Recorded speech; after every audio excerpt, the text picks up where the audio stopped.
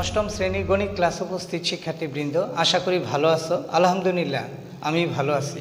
আজকে তোমাদের গণিত ক্লাসের নবম অধ্যায়ের পিথাগোরাসের বিপরীত উপপাদ্য নিয়ে আলোচনা করব। তোমরা প্রয়োজন অনুযায়ী নোট নিবে। আশা করি অঙ্ক বই খাতা নিয়ে উপস্থিত আছো।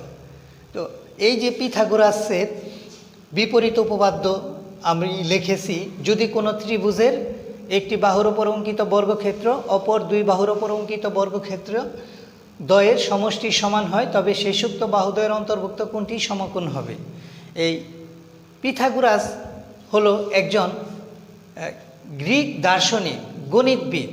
তিনি একটি সমকোণী ত্রিভুজের এই বৈশিষ্ট্য নিরূপণ করেন, আর তার নামানুসারে পিথাগোরাসের উপপাদ্য বলে পরিচিত। এখানে সমকোণী ত্রিভুজটা হলো সমকোণী ত্রিভুজ, যে ত্রিভুজের একটি কোণ সমকোণ বা 90 ডিগ্রি, অপর দুইটি কোণ সূক্ষ্মকোণ, তাই সমকোণী ত্রিভুজ। আমরা সমকোণী ত্রিভুজ এভাবে জানি যে ত্রিভুজের একটি কোণ এক সমকোণ, তার মানে এটা সমকোণ।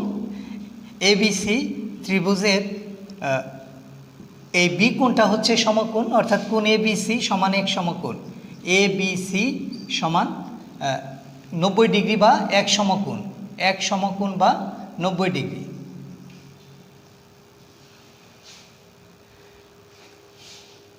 আমরা এখন এই পিথাগোরাসের বিপরীত উপপাদ্যটা আলোচনা করব। প্রশ্নটি হলো, যদি কোনো ত্রিভুজের একটি বাহুর ওপর অঙ্কিত বর্গক্ষেত্র, তার মানে হলো অতিভুজ, একটা বাহু যদি অতিভুজ হয়, একটা ত্রিভুজের ওপর অঙ্কিত বর্গক্ষেত্র অর্থাৎ অতিভুজ যদি একটা বাহু হয়, অতিভুজ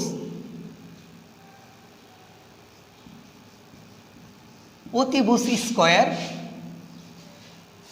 অতিভুজ স্কয়ার যদি কোনো ত্রিভুজের একটি বাহুর ওপর অঙ্কিত বর্গক্ষেত্র, তার মানে অতিভুজ তার স্কয়ার, একটি বাহুর ওপর বর্গ করলাম একটি বাহুকে, অপর দুই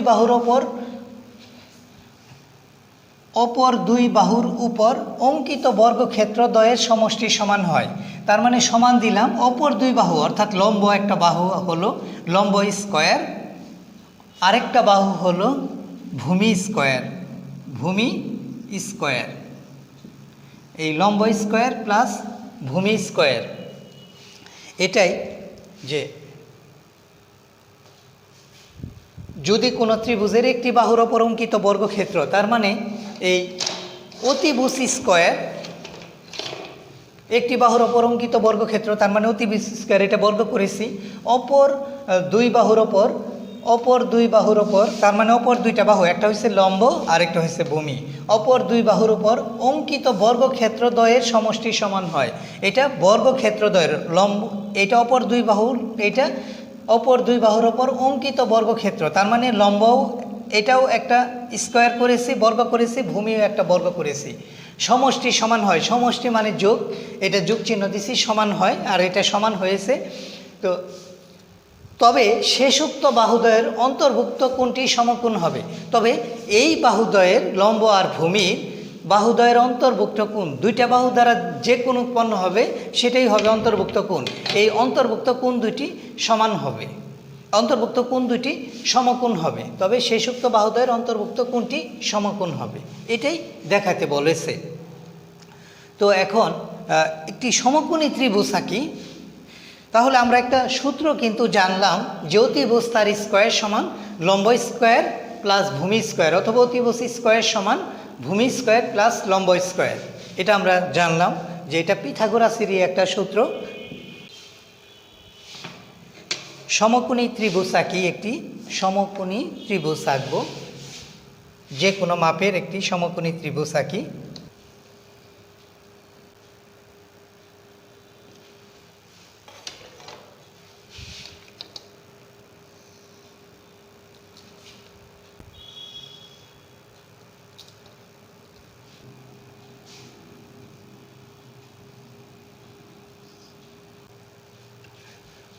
এবিসি একটি সমকোণী ত্রিভুজ আঁকলাম।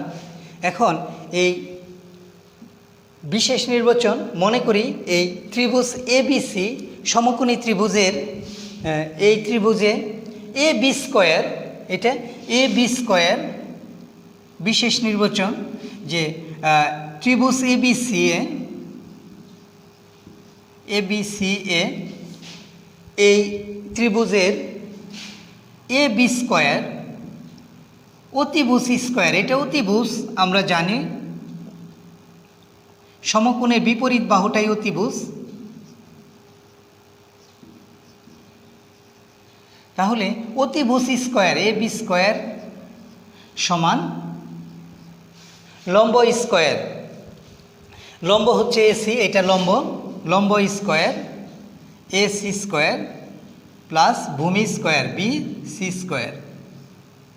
এটা যে ত্রিভুজ এ বি স্কোয়ার সমান AC square plus BC square, অর্থাৎ কোনো সমকোণী ত্রিভুজের এই সমকোণী ত্রিভুজের অতিভুজ স্কোয়ার সমান লম্ব স্কোয়ার, এই যে লম্ব এসি স্কোয়ার প্লাস ভূমি স্কোয়ার, অর্থাৎ সমকোণী ত্রিভুজের একটি বাহুর ওপর অঙ্কিত বর্গক্ষেত্র, এটা বর্গ করেছি।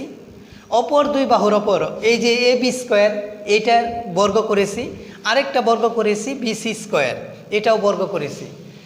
যে অপর দুই বাহুর ওপর অঙ্কিত বর্গক্ষেত্রদ্বয়ের সমষ্টি সমান, তাহলে এই দুইটার বর্গ তার সমষ্টি সমান হচ্ছে অতিভুজ স্কোয়ার, অর্থাৎ এ বি স্কোয়ার। এটাই আর প্রমাণ করতে হবে যে এই সি কোণ সমান এক সমকোণ, এটাই প্রমাণ করতে হবে যে সি কোণ সমান এক সমকোণ, এই সি কোণটা এক সমকোণ, এটা প্রমাণ করতে হবে। প্রমাণ করতে হবে যে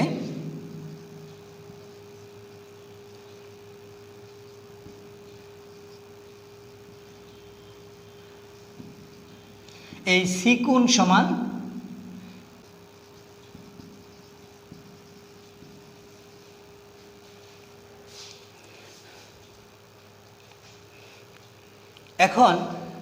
এখন প্রমাণ অঙ্কন করি, একটু অঙ্কন। এই ত্রিভুজ এ বি সি এর সমান করে পাশে একটা ত্রিভুজ আঁকি ডিইএফ।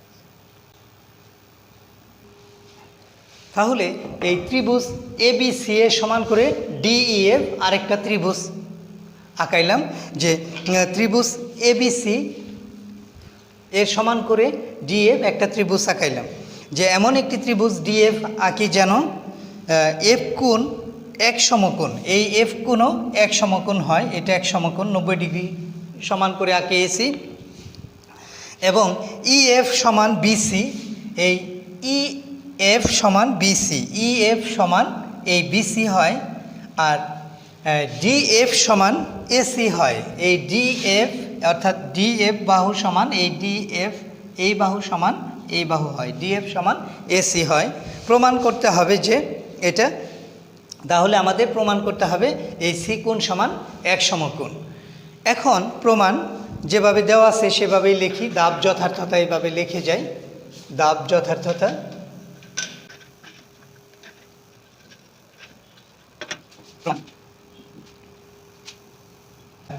ডিইএফ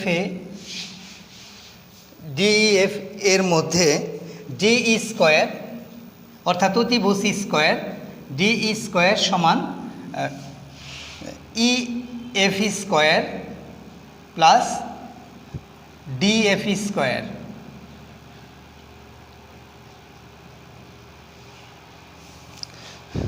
অর্থাৎ এটা পিথাগোরাসের উপপাদ্য অনুসারে যে অতিভুজ তার স্কোয়ার সমান এই ভূমি স্কোয়ার প্লাস লম্ব স্কোয়ার। আর এছাড়াও এখানে বলতে পারি যে কারণ ত্রিভুজ ডিইএফ সমান এর এক সমকোণ, এফ কোণ এক সমকোণ, ত্রিভুজ ডিইএফ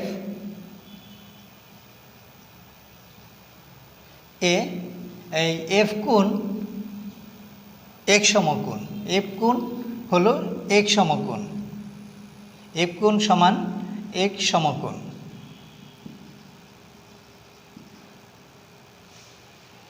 ই এফ স্কোয়ার এটার পরিবর্তে লেখা যায় যে বি সি স্কোয়ার, আর ডি এফ স্কোয়ারের পরিবর্তে লেখা যায় যে এ সি স্কোয়ার। এটা কারণ এই ত্রিভুজ এ বি সি এ সমান করেই এই ডি ই এফ আঁকাইছি, তাহলে এটা সমান লেখা যায় এই পিথাগোরাসের উপপাদ্য অনুসারেই যে এ বি স্কোয়ার, এ বি স্কোয়ার অর্থাৎ অতিভুজ তার স্কোয়ার। তাহলে এই যে ডি স্কোয়ার সমান এ বি স্কোয়ার, এটাই আমরা লিখতে পারি, এটা বর্গমূল করলে অতএব এটাই লেখা যেতে পারে যে অতএব ডি স্কোয়ার সমান হলো এ বি স্কোয়ার। অতএব লেখা যায় ডিই সমান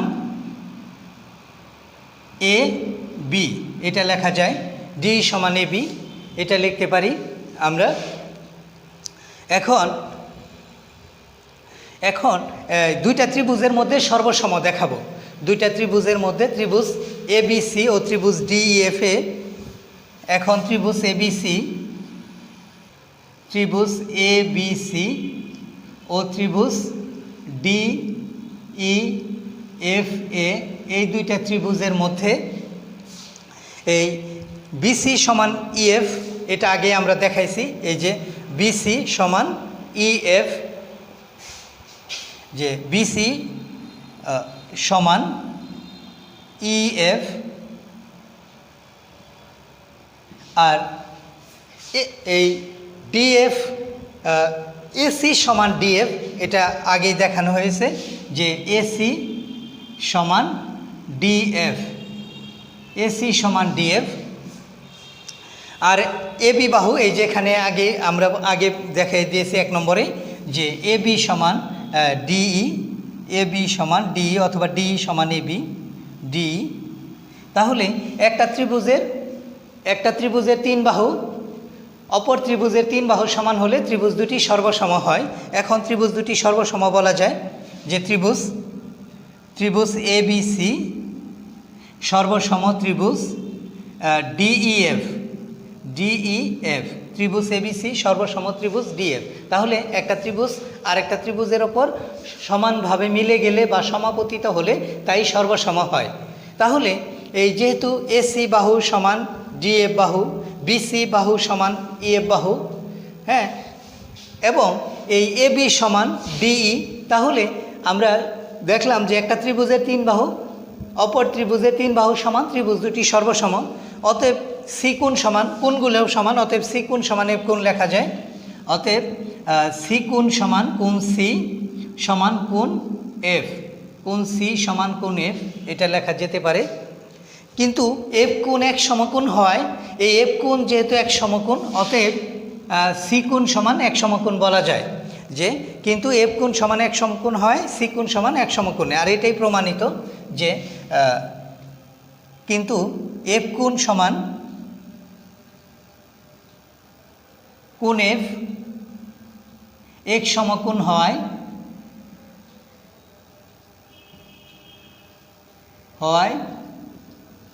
এই সি কোণ সমান এক সমকোণ, এই সি কোণ সমান কোণ সি সমান এক সমকোণ, কোণ সি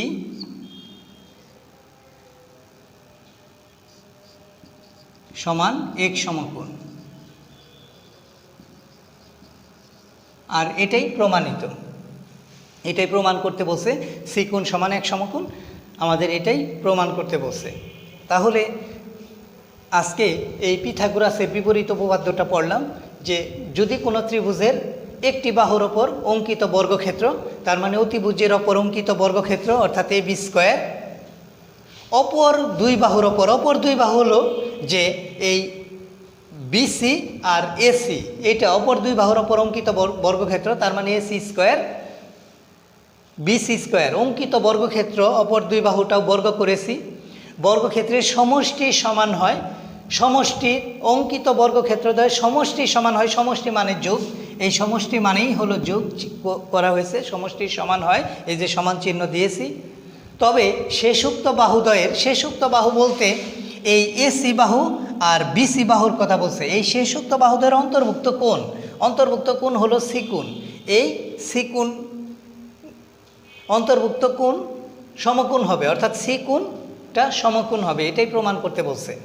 তাহলে এই ত্রিভুজ এবিসি এর সমান করে ডিএফ আরেকটা ত্রিভুজ আঁকাইছি। আঁকানোর পরে দেখছি যে ইএফ সমান বিসি আর ডিএফ সমান এসি হয়েছে। আর প্রমাণ করতে হবে এই সি কোণ সমান এক সমকোণ। আমরা প্রমাণ লিখেছি যে ডি স্কোয়ার এটা সমান EF square plus DF square. এটা পিথাগোরাসের উপপাদ্য অনুসারে যে অতিভুজ তার স্কোয়ার সমান লম্ব স্কোয়ার প্লাস ভূমি স্কোয়ার। এছাড়াও যে সমকোণী ত্রিভুজ হলে এইটা হয় যে ত্রিভুজ, কারণ ত্রিভুজ ডিএফ এফ কোণ সমান এক সমকোণ। আর সমকোণী ত্রিভুজ হলেই এই পিথাগোরাসের সূত্রটা প্রযোজ্য। তাহলে ডি স্কোয়ার সমান EF square plus DF square. আর ইএফ স্কোয়ারের পরিবর্তে বিসি স্কোয়ার লেখা যায়, আর ডিএফ স্কোয়ারের পরিবর্তে এসি স্কোয়ার লেখা যায়, কারণ এই বাহুগুলি সমান। এখন BC square plus AC square লেখা যায় এবি স্কোয়ার। তাহলে হলো কি ডি স্কোয়ার সমান এবি স্কোয়ার। এটাই যদি বর্গমূল করি, স্কোয়ার উঠিয়ে দেই, তাহলে ডি সমান এবি।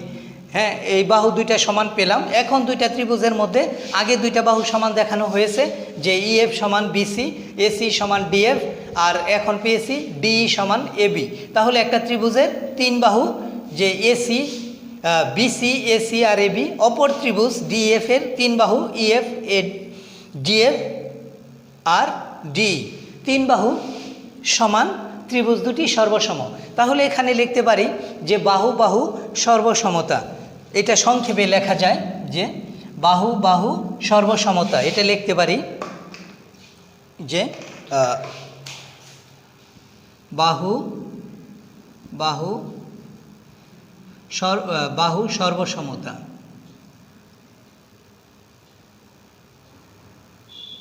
এটা লেখা যেতে পারে, অর্থাৎ সংক্ষেপে এটা লেখা যেতে পারে। আর বিস্তারিত লিখতে পারি যে একটা ত্রিভুজের তিন বাহু অপর ত্রিভুজের তিন বাহু সমান হলে ত্রিভুজ দুটি সর্বসম হয়, অর্থাৎ একটা ত্রিভুজের সাথে আরেকটা ত্রিভুজ সমানভাবে মিলে যায়, সমাপতিত হয়। তো এখন তাহলে কোণগুলোও সমান বলা যায়, যেহেতু বাহুগুলি সমান, তাহলে কোণ এই সি কোণ সমান এফ কোণ বলা যায়। তাহলে সি কোণ সমান এফ কোণ এক সমকোণ হয়, সি কোণও এক সমকোণ। আর এটাই প্রমাণ করতে বলছে, এটাই প্রমাণিত। তো আশা করি এই পিথাগোরাসের বিপরীত উপপাদ্যটা তোমরা ভালোভাবে বুঝতে পেরেছ। আর এটাই তোমাদের বাসার কাজ রইল। এটা সুন্দরভাবে লেখে, সাজিয়ে গুছিয়ে লেখে, বুঝে লেখে হোয়াটসঅ্যাপে পাঠিয়ে দিবে, আমি দেখে দিব ইনশাল্লাহ। তবে চিত্রসহ তোমরা এই হোমওয়ার্ক করবে, চিত্রসহ এই পিথাগোরাসের বিপরীত উপপাদ্যটা।